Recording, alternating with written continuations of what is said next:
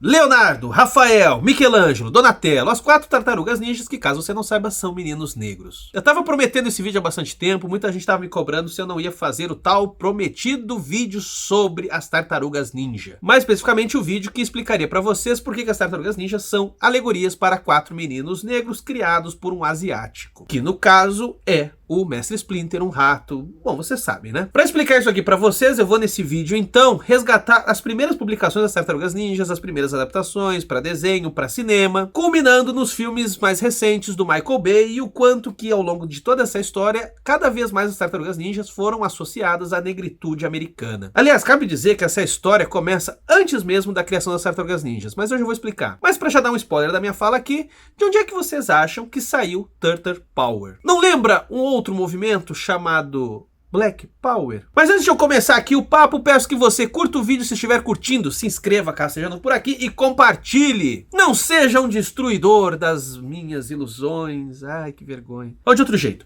não destrua esse canal e ative o sininho, que é muito importante. E seja um apoiador do Quadrinhos Sargento, a gente tem uma série de recompensas bem legais, embora a gente não tenha pizza. Rola grupo de estudos, grupo no Telegram, sorteio de gibi, live aqui comigo. Eu vou deixar o link do nosso apoio na descrição do vídeo no primeiro comentário fixado. Mas vamos lá, vamos começar a argumentação ninja aqui. Eu tô o rei dos trocadilhos. Isso é tão coisa de velho, cara. É muito coisa de velho. Bom, mas vamos lá, galera. Vamos dar um contexto aqui bem breve de como que surgiram as Tartarugas Ninja. Caso você não sabe, muita gente não sabe, elas começaram nos quadrinhos. Inclusive surgiram no mesmo ano em que eu nasci, 1984. Elas foram criadas pelo Kevin Eastman e o Peter Laird, que foram 2 caras que numa noite de tédio, provavelmente consumindo alguma coisa, criaram o design de uma tartaruga ninja. E eles caíram na gargalhada, riram bastante, provavelmente por causa do que eles também estavam consumindo, não sei. Mas o lance é que a partir desse conceito eles disseram, bom, vamos fazer um quadrinho. E aí saiu a primeira história das Tartarugas Ninja, publicada em preto e branco, no ano mesmo de 84. Eles imprimiram só 3.000 cópias, mas tiveram a sagacidade de fazer um anúncio numa das principais revistas da época. Foi na Comics Buyer's Guide Magazine que eles colocaram um anúncio de uma página promovendo as Tartarugas Ninja. Era um processo um tanto rudimentar, você tinha que mandar uma carta com a grana, eles mandavam de volta o gibi pra você. Era um negócio que valia tanto para consumidores comuns como para donos de lojas e era algo ainda bastante amador. Porém, o sucesso veio e veio rápido. As 3.000 cópias eles venderam em poucas semanas e a demanda começou a crescer. As Tartarugas Ninja foi o caso de um sucesso relâmpago. Em 1987, só 3 anos após a criação dos quadrinhos, as Tartarugas Ninjas já estavam sendo licenciadas para Playmate Toys. E como era comum na época, eles utilizaram a mesma estratégia já empregada em He-Man, Comandos em Ação, etc. Que era de fazer um desenho animado para apresentar esses personagens e, por sua vez, divulgar para o grande público os brinquedos. E foi aí que, em 1987, sai o desenho das Tartarugas Ninja. Quem cresceu nos anos 80, galera, lembra muito bem disso. Os brinquedos, o desenho animado e, claro, o primeiro longa-metragem que surge em 1990. Um filme que, cabe dizer, foi, até a Bruxa de Blair, o maior sucesso da história de um filme independente. Tartarugas Ninja 1 arrecadou mais de 200 milhões, tendo custado 13. E eu ainda quero fazer um vídeo só sobre o primeiro filme das Tartarugas Ninja, porque é uma das melhores adaptações de todos os tempos de uma história em quadrinho. O Tartarugas Ninja 1 é um filme sombrio, é um filme dramático e que adapta muito bem as primeiras histórias que a gente acompanhava ali nos gibis. Talvez pelo filme de história um pouco daquilo que a gente acabou convencionando como Tartarugas Ninja, que tem tudo a ver com o desenho da TV,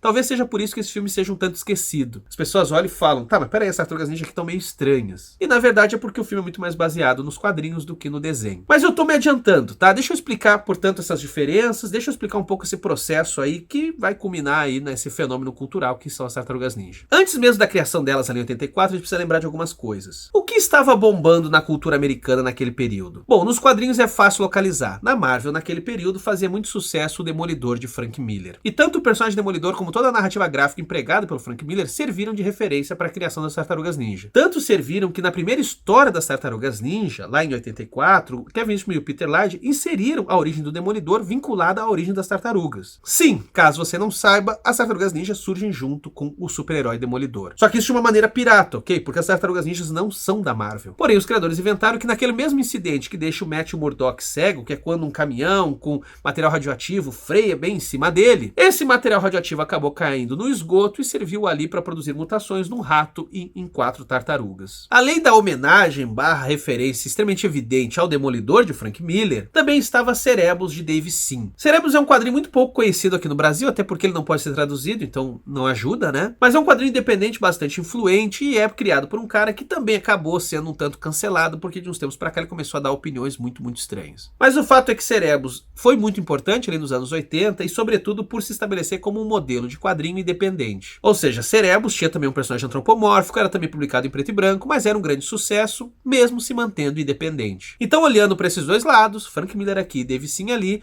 Peter Laird e Kevin Eastman, os criadores das Tartarugas Ninja, tinham ali um modelo. Mas esse modelo vai para além dos próprios quadrinhos. Nos anos 70 fez muito sucesso filmes de artes marciais, principalmente de Kung Fu, e o grande nome disso é Bruce Lee. Porém, como vocês podem ver, essa moda seguiu firme e forte e a gente teve nos anos 80 uma série de produções associadas com artes marciais. O ninja se tornou um ícone cultural muito forte dos anos 80. São dos anos 80 tanto jogos como Ninja Gaiden, assim como esses filmes família tipo Karate Kid. E claro, os quadrinhos mesmo do Frank Miller já traziam essa abordagem ninja pro Demolidor. Os anos 80, conforme eu já fiz um vídeo aqui, também foi a década da invasão japonesa. Ou seja, muito dessa produção cultural do Japão começou a chegar aqui e chegar com força. Entre elas, essas histórias de samurais, de ninja, lutas com espada. Então notem, o contexto era esse e, portanto, é quase que óbvio que as Tartarugas Ninja surjam no meio dessa história. E é por isso que ali nas primeiras histórias das Tartarugas Ninja, em 84, 85, a coisa toda parece uma grande paródia de um filme de artes marciais. Paródia não no sentido cômico, porque o quadrinho não é tanto para ser engraçado, mas de apelar um tanto para um absurdo, para uma série de elementos, entre eles também de ficção científica. Aliás, as histórias das Tartarugas Ninja ali no começo também traz dinossauros, alienígenas, portanto tudo que tava na crista da onda. Por isso até dá para dizer que as Tartarugas Ninja não são um quadrinho cyberpunk, mas ele tava ali de alguma maneira, por algumas histórias, tendo contato com isso. E uma outra coisa que também estava sendo muito popular naquele momento, o que que era?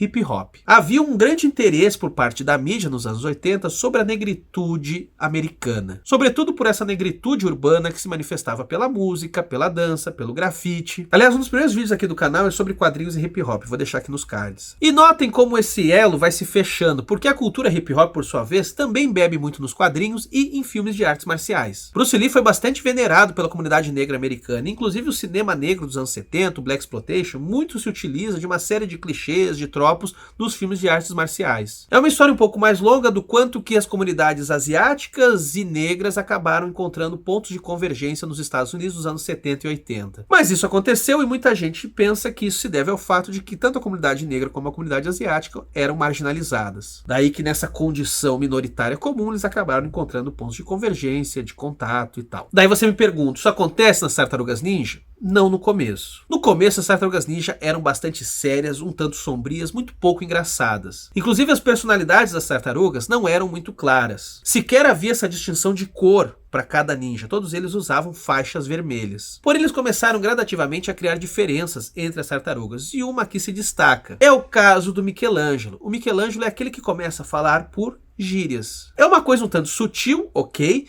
mas as gírias já começam a ser aquelas utilizadas pela comunidade negra, principalmente nova-iorquina. Isso vai se radicalizar, porém, vai ser no desenho para TV de 1987. Porque ali uma série de mudanças são feitas e muitas coisas que hoje a gente entende como sendo constitutivas das Tartarugas Ninjas foram ali criadas. É o caso da pizza, por exemplo. As Tartarugas Ninjas não tinham uma adoração por pizza, é coisa do desenho da TV. É o desenho da TV que também cria a distinção por cores. Então os ninjas são separados por azul, vermelho, laranja e roxo. E é o desenho da TV que coloca nelas uma série de frases de efeito. Frases de efeito que, por sua vez, são muito tiradas da juventude negra nova-iorquina. Isso foi feito para tornar o desenho mais descolado, mais conectado com a juventude. O que acabou infantilizando bem mais as Tartarugas Ninja e, portanto, ficando na nossa cabeça que é uma coisa para criança. Porém, cabe dizer, elas não eram. Outras coisas que o desenho fez foi justamente para manter esse clima um tanto jovial e festivo, foi inserir as Tartarugas Ninja, já que elas passavam em Nova York, naquilo que havia de mais cool naquele momento. E aquele momento se destacava sobretudo pela potência do hip hop. É por isso que acaba sendo associado às Tartarugas Ninjas uma série de esportes radicais, elas gostam de andar de skate e sempre tem muito grafite no fundo. Notem, portanto, como gradativamente as Tartarugas Ninjas foram cada vez mais sendo associadas com aquele universo cultural da juventude urbana negra de Nova York. A cereja do bolo talvez seja justamente a música de abertura do desenho. Inclusive, um dos compositores da música de abertura das Tartarugas Ninja é Chuck Lorre, o cara que viria a ser conhecido como o rei das sitcoms, criador de The Big Bang Theory, Dois Homens e Meio, etc. E a música de abertura termina com a seguinte frase.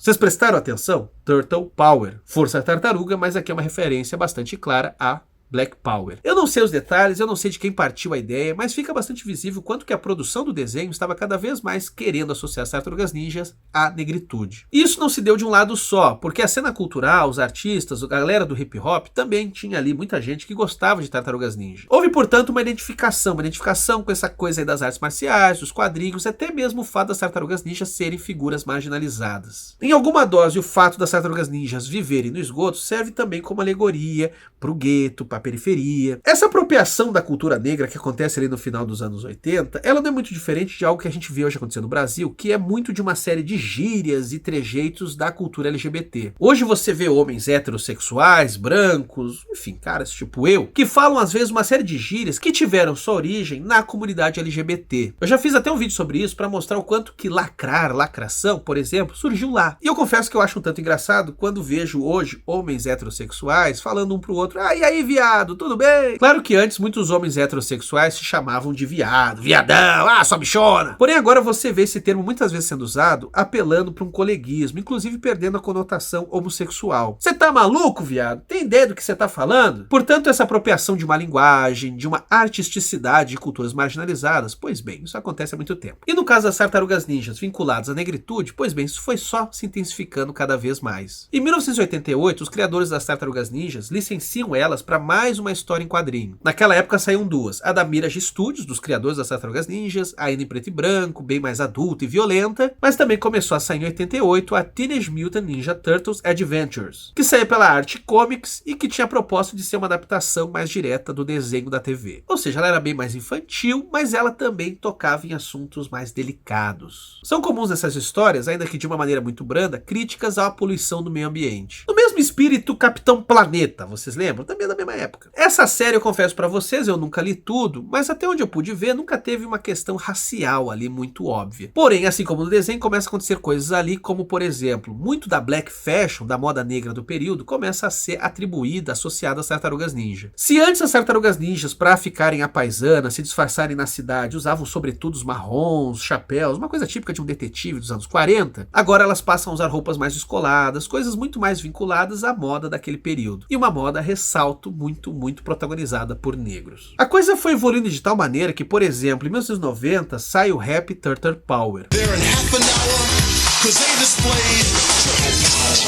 Esse rap foi criado pela dupla de hip hop Partners in Crime e se tornou uma música bastante popular criada para o filme. Aliás, essa associação musical acaba se perpetuando inclusive no filme Tartarugas Ninjas 2, onde por sua vez a gente tem a presença mesmo do Vanilla Ice. Mas aí você vai dizer: pô, mas o Vanilla Ice é um rapper branco, né? Mas isso que eu tô tentando mostrar para vocês, pessoal. Esse processo que aproximou as Tartarugas Ninjas com a negritude foi algo gradativo e às vezes ia no esquema 2 passos para frente, 1 passo para trás. Mas o fato é que isso foi acontecendo, isso foi cada vez mais se consolidando. E para mim o que coroa esse processo todo, ou seja, torna tudo mais e mais óbvio, é o filme das Tartarugas Ninjas de 2014 do Michael Bay. Ali, isso tudo que eu tô contando para vocês é gritante. Tartarugas Ninjas ali são claramente 4 meninos negros do Brooklyn, o Rafael inclusive é um baita do negão, pá. Sim, a coisa beira e muito a estereotipia. Mas notem as correntes, os óculos, todo um jeitão de falar e você vai perceber que você está presenciando claramente ali 4 meninos negros da periferia. E, obviamente, pela música. É por ali mesmo que a associação se torna óbvia.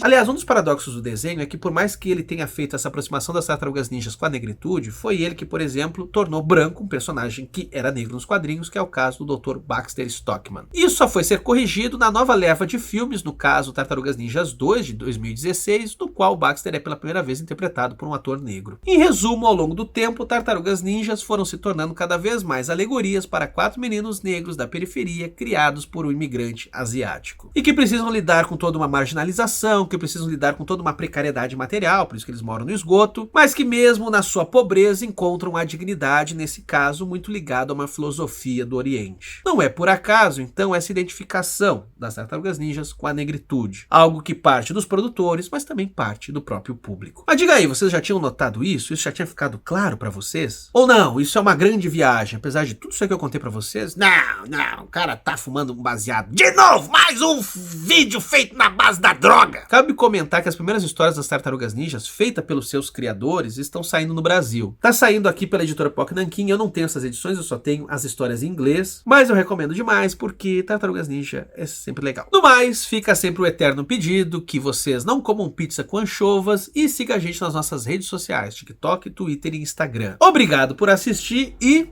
Santa Tartaruga! Aliás, eu queria dizer que quando eu era criança, eu sabia imitar direitinho a voz do Donatello. Algo que não interessa a ninguém e hoje é profundamente ridículo. Cauabanga!